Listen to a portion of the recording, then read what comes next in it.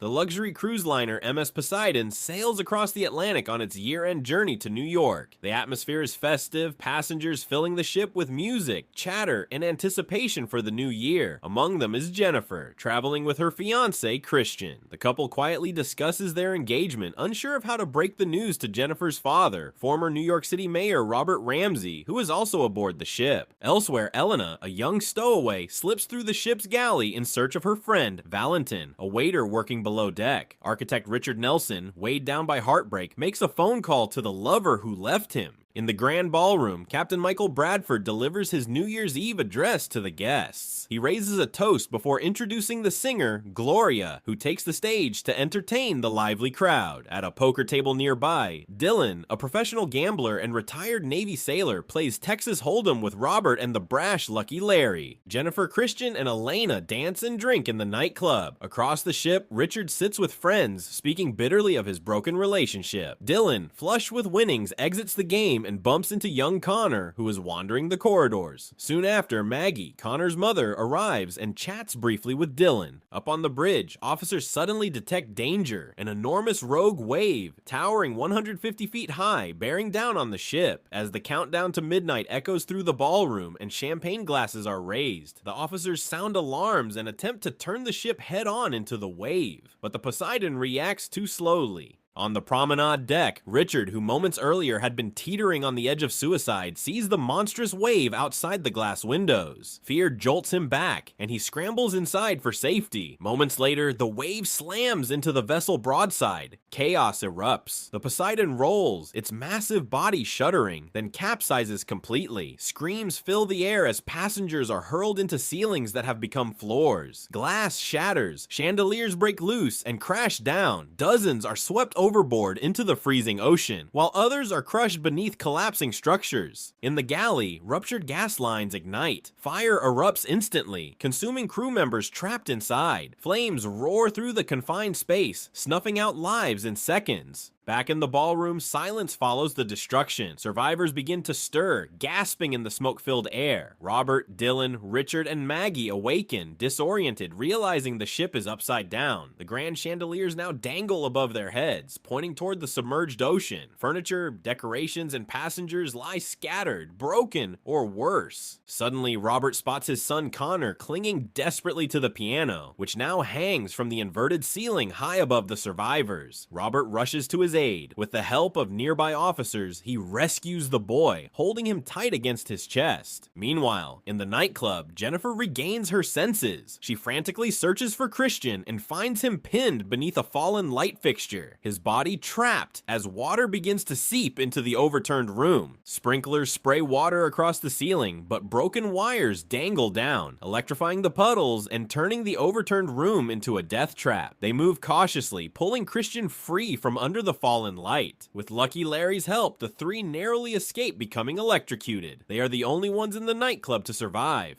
Elsewhere, Captain Bradford attempts to calm the panicked passengers. He explains that a series of GPS beacons were launched when the ship capsized, and rescue crews will come. His advice is simple: stay put and wait. Some passengers cling to his reassurance, but others waver. Dylan shakes his head. Waiting means drowning. He insists the only way out is through the bow thrusters, which must still connect to the surface. Robert agrees, and so do Richard, Maggie, Connor, and Valentin. Together, they form a small group determined to climb their way out. The team pushes through the darkened kitchens, navigating fallen debris and the stench of smoke. They find a service elevator shaft. Using a long dining table as a makeshift bridge, they span the gap to the other side and pry open the opposing elevator doors. One by one, the survivors cross. Tension spikes as Richard crosses last. The table wobbles beneath him, and Dylan reaches to pull him up. Suddenly, the table collapses, and at the same time, the ruined elevator jolts and begins to fall. Richard clings desperately, but Valentin is not so lucky. He plummets into the shaft, screaming, before vanishing into the dark. The elevator crashes down seconds later, exploding in fire and shrapnel. Dylan hauls Richard through just in time, and together they force the doors closed, sealing themselves away from the fireball. Meanwhile, back in the nightclub, Elena and Jennifer finally free Christian. They scramble through debris, the three of them guided by Lucky Larry. Miraculously, they reunite with Robert and the other survivors. Together, the enlarged group pushes forward into the main lobby. There they find a damaged elevator car, lying sideways, still partially attached to its cables. Using it as a bridge, they begin crossing the yawning gap of the overturned room. Lucky Larry goes last, clutching his poker chips even in disaster.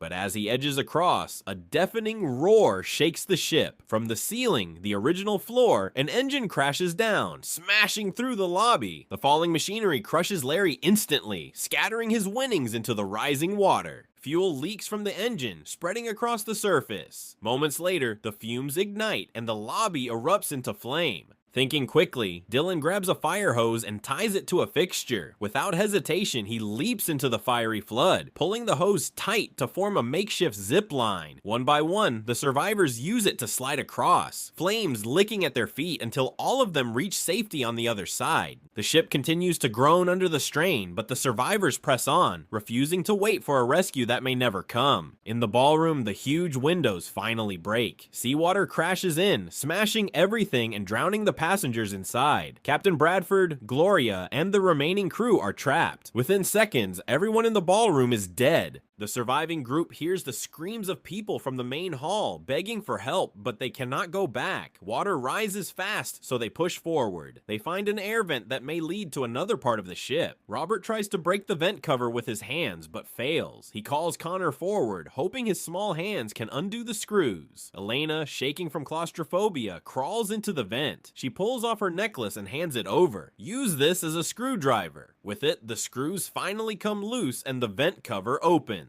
The group crawls into the ballast tank. Inside, they find a heavy hatch, but it won't open. Robert and Dylan realize they need to flood the chamber to force the pressure. They open the valves and water rushes in. It rises quickly around them. When the chamber is full, the hatch bursts open and they swim into the next space. Everyone makes it through except Elena. Her dress gets caught on a beam. She struggles, then hits her head and goes still. Richard dives back for her, followed by Robert, Dylan, and Christian. They pull her out, but she never wakes. Robert tries CPR, but it's too late. Elena is dead. The others push on and find themselves in the galley. From the angle of the ship, they see the bow is already underwater. The Poseidon is sinking quickly. Then an explosion rocks the engine room. The bow rises high, and the stern slams down, tilting the whole ship. Water rushes from bow to stern. Robert, Christian, Jennifer, and Richard move forward first. Dylan, Maggie, and Connor are left behind. In the chaos, Connor is trapped under debris. He screams, and Dylan works hard to free him. At last, he pulls Connor out, and the three rejoin the group. In the engine room, the noise is deafening. The bow thrusters are still running, pushing air and water violently through the room. To escape, someone must shut them down from the control room below, which is already underwater. Christian wants to go, but Robert slips away before anyone can stop him. Underwater, Robert fights the strong current. He finds the controls, but sees the off switch is broken. With little air left, he slams his hand onto the reverse button. The thrusters stop, then begin spinning in the other direction.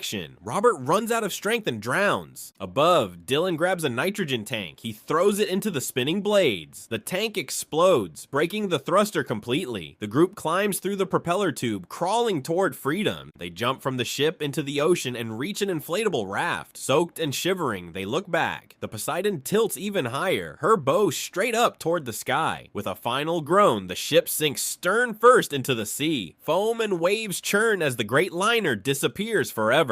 The survivors row away as far as they can. Dylan finds a flare gun in the raft and fires it into the night sky. The red light arcs above the water. They keep rowing, waiting for rescue. Hours later, helicopters arrive. Searchlights cut across the ocean until they spot the raft. The survivors wave weakly, relief washing over them. Behind the helicopters, several ships race toward the area where the Poseidon sank. The handful of survivors float together in silence, watching as the rescue begins. The Poseidon is gone, but they are alive.